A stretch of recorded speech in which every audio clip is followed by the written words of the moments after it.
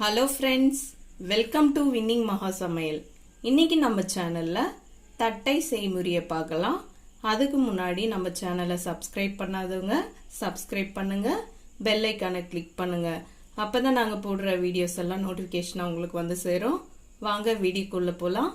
செய்முறைக்கு தேவையான பொருட்கள்: 1/2 கிலோ அரிசி மாவு, 50 கிராம் கடலைப்பருப்பு, பெரிய சைஸ் பூண்டு ஒன்று உரிச்சு வச்சிருக்கேன், ஒரு 10 காஞ்ச மிளகாய் எடுத்து வச்சிருக்கேன், இது குட்டி குட்டி காஞ்ச மிளகாய், கறிவேப்பிலை ஒரு அரை கைப்பிடி அளவு, உப்பு தேவையான அளவு, பெருங்காயத்தூள் அரை டேபிள் ஸ்பூன், இந்த சின்ன கரண்டியில் ஒரு கரண்டி எண்ணெய்.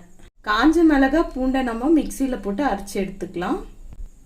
இது மாதிரி மிக்சியில் போட்டு அரைச்சி வச்சிருக்கேன். இதை பக்கத்தில் எடுத்து வச்சிடலாம். இப்போ ஒரு மிக்சிங் பவுல் எடுத்து வச்சிருக்கேன். அதில் அரிசி மாவை சேர்த்துக்கலாம். தேவையான அளவு உப்பு சேர்த்துக்கலாம். பெருங்காயத்தூள் சேர்த்துக்கலாம்.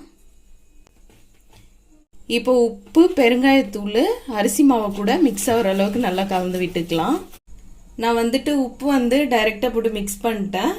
நீங்கள் வெதப்பான தண்ணியில் தேவையான அளவு உப்பு சேர்த்து நீங்கள் மாவு கலக்கும் போது கொஞ்சம் கொஞ்சமாக சேர்த்து நீங்கள் மாவு பிசைஞ்சுக்குங்க. இப்போது அரிசி மாவில் உப்பு பெருங்காயத்தூள் நல்லா மிக்ஸ் ஆகிற அளவுக்கு கலந்து வச்சுருக்கேன். இந்த மாவை கூட 50 கிராம் பொட்டுக்கடலையை பவுடர் பண்ணி ஜலிச்சுட்டு சேர்த்துக்குங்க. அப்போது நம்ம தட்டை நல்லா கிறிஸ்பியாக மொறுமொறுன்னு இருக்கும். இப்போது நம்ம எடுத்து வச்சிருக்கிற எண்ணெயை சூடு பண்ணி இந்த மாவை கூட சேர்த்துக்கலாம்.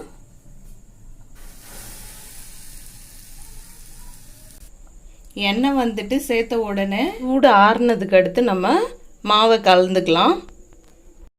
எண்ணெய்க்கு பதிலாக நம்ம டால்டா, நெய், பட்டர் கூட சேர்த்துக்கலாங்க.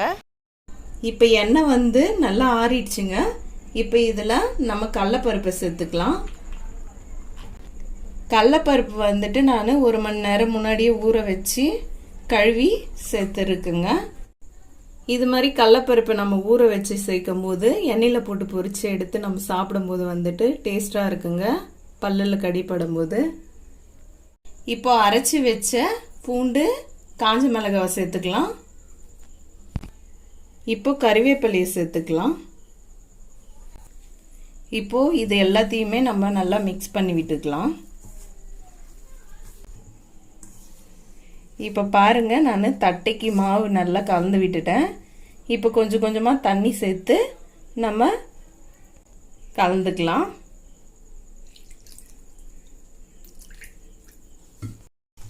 இப்போ பாருங்க, தட்டை மாவு நான் இது மாதிரி கன்சிஸ்டன்சியில் கலந்து வச்சுருக்கேன். இப்போ நம்ம தட்டை மாவை நம்ம ரவுண்ட் பண்ணிக்கலாம். நம்ம இது மாதிரி ரவுண்ட் பண்ணி வச்சுக்கணுமானா கொஞ்சம் ஸ்பீடாக தட்டியை ரவுண்ட் ஷேப்பில் தட்டி போட்டுடலாம். இப்போது தட்டையை தட்டி எடுக்கிறதுக்கு நான் ஒரு எண்ணெய் கவர் எடுத்திருக்கேன். நீங்கள் பிளாஸ்டிக் கவரு இல்லைன்னா வாழை இலை, பால் கவரு இதில் கூட நீங்கள் தட்டிக்கலாங்க. இப்போ நம்ம தட்டியை தட்டுற கவரில் ஃபஸ்ட்டு நம்ம எண்ணெயை பூசிக்கலாங்க. நீங்கள் தட்டியை தட்டுறதுக்கு இது மாதிரி ஒரு கிண்ணத்தில் கொஞ்சம் எண்ணெய் வச்சுக்கோங்க. இப்போ நம்ம ரவுண்ட் பண்ணி வச்சிருக்கிற மாவை இது மாதிரி ரவுண்ட் ஷேப்பில் தட்டிக்கலாம். நம்ம இப்போ எண்ணெய் சூடாகிற கேப்பில் இப்போ தட்டியே இது மாதிரி ரவுண்டாக தட்டி வச்சுக்கலாம். இப்போ எண்ணெய் சூடாயிடுச்சு. நம்ம தட்டி வச்சிருக்கிற தட்டியை எண்ணெயில் போட்டு பொரிச்சு எடுத்துக்கலாம். இப்போ இது மாதிரி தட்டி வச்சுருக்கோம். இதை இது மாதிரி கையில் இது மாதிரி எடுத்து விட்டுட்டு இப்படி எண்ணெயில் போட்டுட்டுடலாம். எண்ணெயில் விடும்போது கை பார்த்து பத்திரமா விடுங்க. ஒரு தட்டை எழும்பி மேலே வந்ததுக்கு அடுத்து இன்னொரு தட்டியை விடுங்க.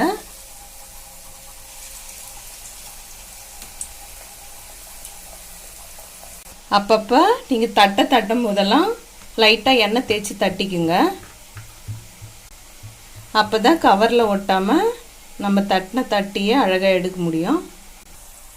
இப்போ தட்டை ஒரு பக்கம் கலர் மாதிரி வந்திருக்கு, அதை நம்ம திருப்பி விட்டுக்கலாம். இப்போ தட்டை வந்துட்டு கலர் மாதிரி வந்துச்சுங்க. இந்த கலர்லயே நம்ம எடுத்துடலாம்.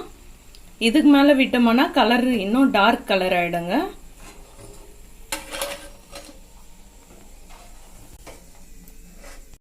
டேஸ்டியான மொறு ஹோம்மேட் தட்டை ரெடி ஆயிடுச்சுங்க. நீங்கள் ட்ரை பண்ணி பார்த்துட்டு நம்ம சேனலுக்கு கமெண்ட் பண்ணுங்கள். இந்த வீடியோ பிடிச்சிருந்தா லைக் பண்ணுங்கள், ஷேர் பண்ணுங்கள். நம்ம வின்னிங் மகா சமையல் சேனலை சப்ஸ்கிரைப் பண்ணுங்கள்.